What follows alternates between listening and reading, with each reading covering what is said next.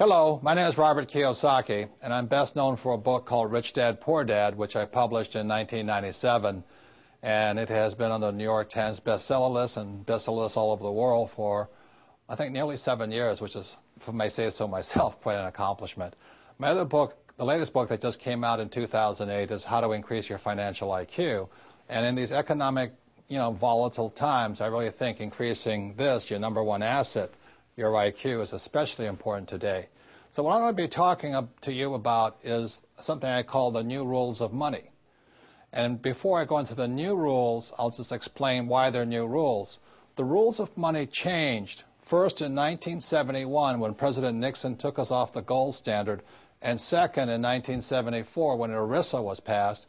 And ERISA now is known as a 401k. The reason ERISA is so important, or 1974 is so important, it meant to all employees that you no longer had a paycheck for life. The company was not going to take care of you for the rest of your life. So 1974 meant you had to now sort of save and invest enough money so that you could afford to pay yourself a paycheck for the rest of your life. So that's why after 1971 and 1974, the rules of money changed. So before I go into the new rules, I'd like to go into the old rules.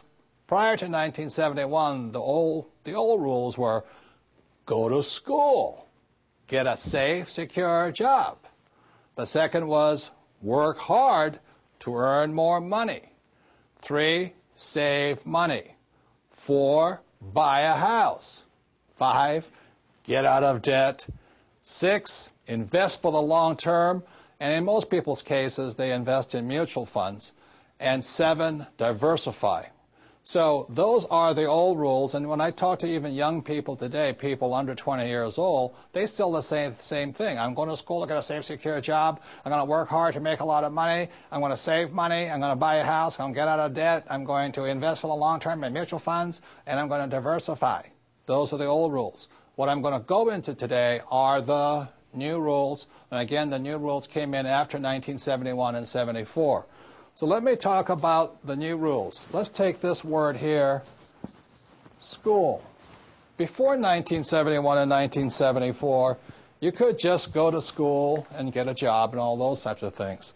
But today, after 1971 and 74, people need to know you need more education than the school systems provide. For example, one type of education our schools provide for is a thing called academic.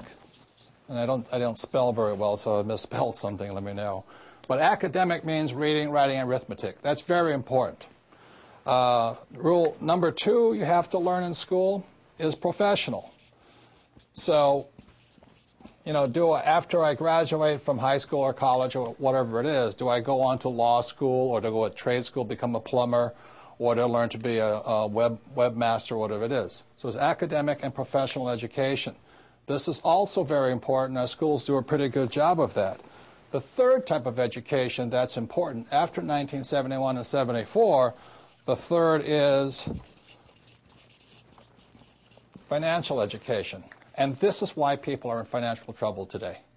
Because our school systems have very little, if any, financial education. And the only kind of financial education many school teachers are teaching kids is stuff they know, which is get a safe, secure job, work hard, save money, get out of debt, invest in a house, and invest in mutual funds. That is inadequate financial education today. And the Rich Dad Company is an educational company that provides financial education appropriate to these times.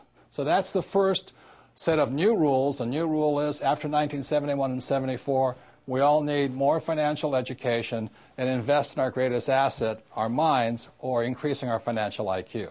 So the advantage I had in my life was my poor dad was an academic guy. He was a PhD, head of education. He's a great, great guy. I love him dearly. But as you know, since we don't teach much about financial education, people are in financial trouble today. And that's where my rich dad kicked in. My rich dad thought this was very important, and my poor dad thought this was very important. So that's the difference between rich dad and poor dad. And one more thing, the reason I apologize for my spelling is even though my dad was the head of education for the state of Hawaii, he had me as his son, which kept him humble. And I flunked out of high school twice because I could not spell. So I'm not very good academically. In fact, I'm not good to all of this stuff, but it's the combination of these three types of education that are essential today in this new economy, this new set of rules in the world.